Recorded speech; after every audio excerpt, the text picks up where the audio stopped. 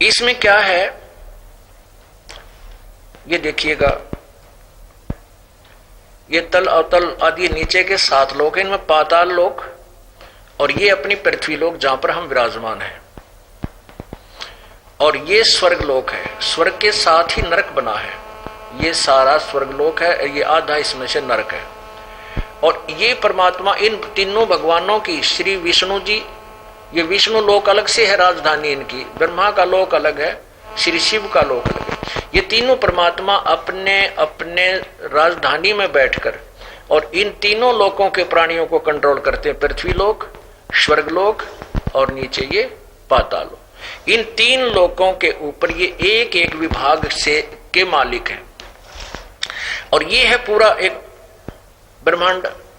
इसमें ऊपर एक ब्रह्मलोक है, ये सारा ब्रह्मलोक है इतना, ये देखिएगा।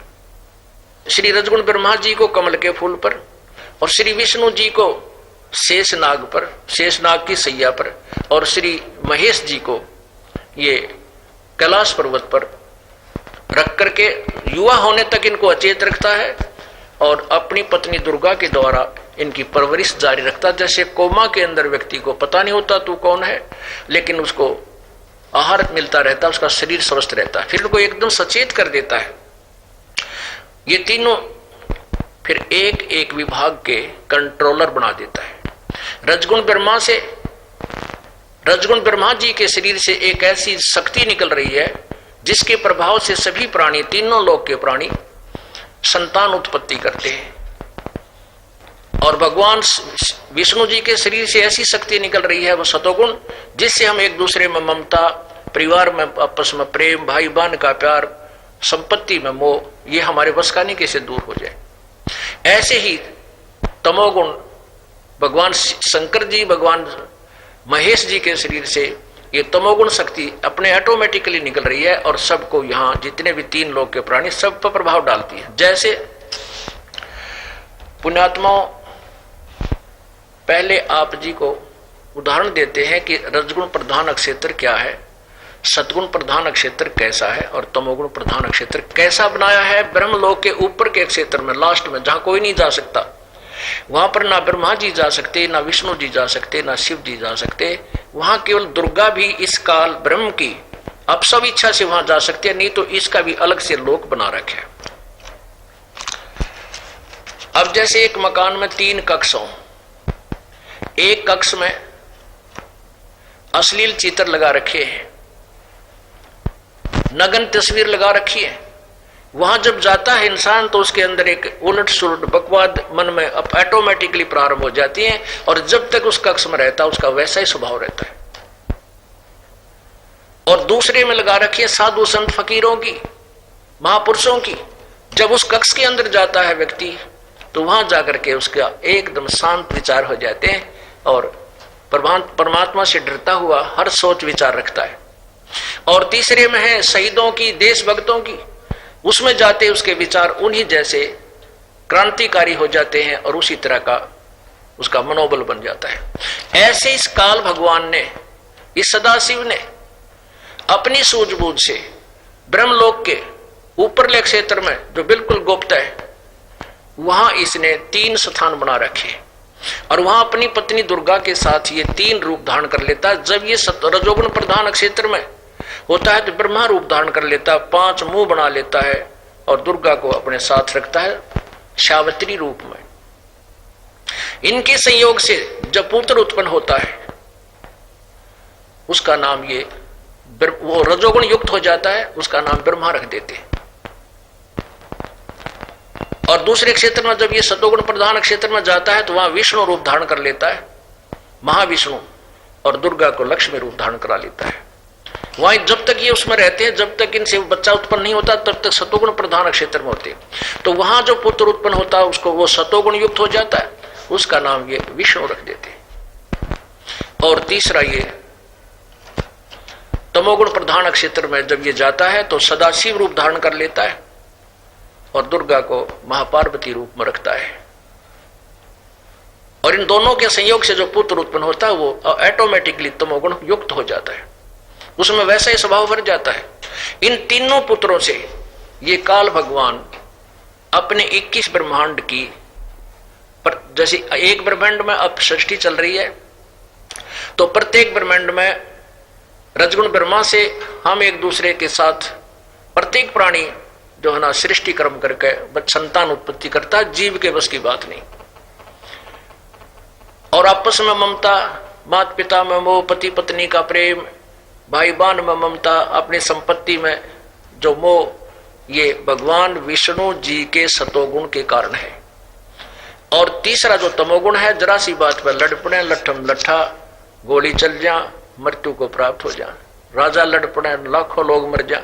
तो ये तमोगुण प्रधान, तमोगुण का असर है, ये भगवान शिव जी के शरीर से निकल रही शक्ति से प्रभावित है। अब जैसे एक कक्ष, एक मकान में 3 कमरे हैं या 4 कक्ष बने हैं और रसोई में मिर्चों का छौंक लगा दिया।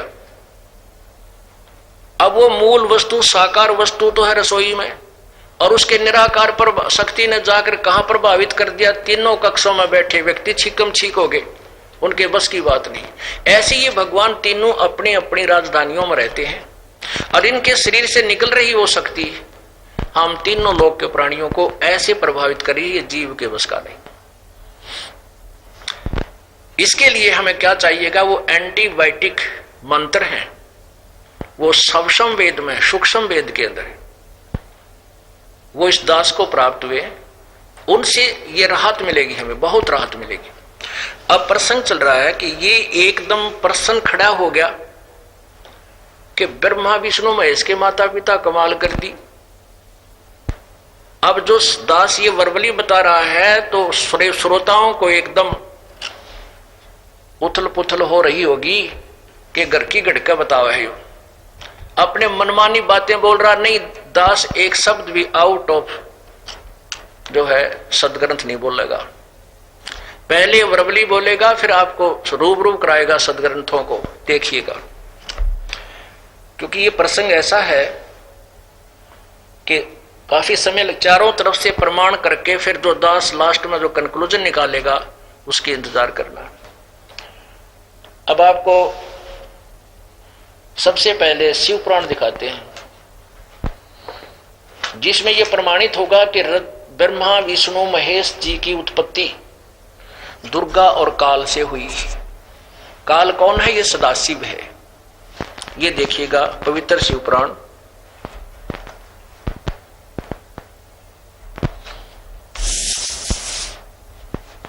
और गीता प्रेस गोरखपुर से प्रकाशित है।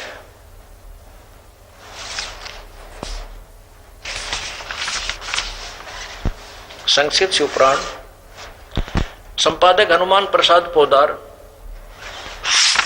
और प्रकाशक हैं, प्रकाशक एवं मुद्रक हैं गीता प्रेस गोरखपुर, गोविंद भवन कार्यालय कोलकाता का संस्थान। अब इसके हम 98वें पृष्ठ से प्रारंभ करेंगे। यह है रुद्र संहिता, ये पृष्ठ नंबर 98 98 संक्षिप्त शिव पुराण। इसके चौथे 5वें अध्याय में लास्ट में पढ़ेंगे। अपने पुत्र नारद की यह बात सुनकर लोक पिता में ब्रह्मा वहां इस प्रकार बोले। ये 99 देखिएगा, रुद्र संहिता और 6वां अध्याय।